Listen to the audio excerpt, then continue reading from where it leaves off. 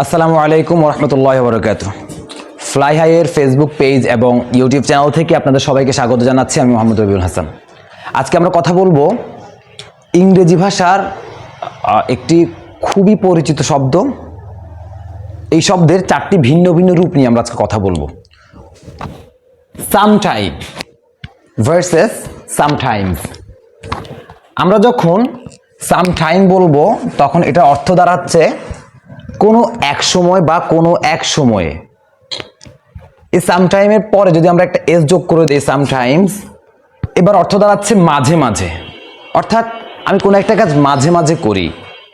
ঠিক আছে?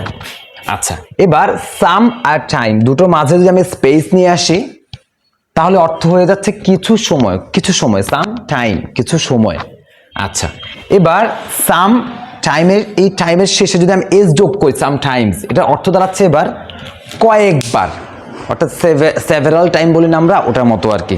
আমরা যদি উদাহরণ দিয়ে দেখাই তাহলে বিষয়টা আরেকটু ইজি হয়ে যাবে। I will visit KAU। আমি খুলনা এগ্রিকালচারাল ইউনিভার্সিটিকে সংক্ষিপ্ত রূপে লিখেছি। I will visit KAU sometime, অথবা sometime I will visit KAU, দুইভাবে লেখা যায় এটা। তো যেভাবেই লিখি অর্থ দাঁড়াচ্ছে কোনো এক সময়ে আমি খুলনা এগ্রিকালচারাল ইউনিভার্সিটি ভিজিট করতে যাব বা দেখতে যাব। এবার আসি সামটাইমস আই স্পেন্ড। সামটাইমস মাঝে মাঝে, আই স্পেন্ড আমি অতিবাহিত করি, সাম টাইম কিছুটা সময়। সামটাইমস মাঝে মাঝে, আই স্পেন্ড আমি অতিবাহিত করি, সাম টাইম কিছুটা সময়, ইন মাই গার্ডেন আমি আমার বাগানে, মাঝে মাঝেই আমি আমার বাগানে কিছুটা সময় অতিবাহিত করি। এটার ইংরেজি হচ্ছে এটা। আচ্ছা, lastly I called her sometimes. এই যে এখানে আমি তাকে কল করেছি সামটাইমস কয়েকবার। I called her sometimes but she did not receive. আমি তাকে কয়েকবার কল করেছি, সে কল রিসিভ করেনি। এক্ষেত্রে সামটাইমসের অর্থ কি দাঁড়ালো?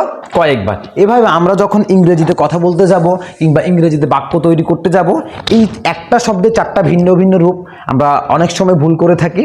আশা করছি আজকের পর থেকে আর ভুল করব না। আজকে এইটুকুই। শেষ করার আগে বলে রাখি, আমাদের আগামী পরশু থেকে শুরু হচ্ছে SC 25 ব্যাচের পরীক্ষা, মাধ্যমিক পরীক্ষা। তো ওই পরীক্ষা নিয়ে আমি স্টুডেন্টদের উদ্দেশ্যে কিছু দিক নির্দেশনামূলক কথাবার্তা বলবো। ওই কথাবার্তাগুলো আমি আগামীকাল সন্ধ্যায় বলবো। তো স্টুডেন্টদেরকে সবাইকে আমি বলবো তোমরা খুব মনোযোগ দিয়ে পড়াশোনা করে। আরেকটি মাত্র দিন বাকি। এই সময়ে এসে অন্য কোনো সাবজেক্ট না, শুধু বাংলা প্রথম, যেহেতু প্রথমেই পরীক্ষা, বাংলা প্রথমটা একটু ভালো করে পড়ো। সবাই ভালো থাকো, সবাই পড়াশোনা করো। সবাইকে অনেক অনেক শুভকামনা। আল্লাহ হাফেজ। আসসালামু আলাইকুম।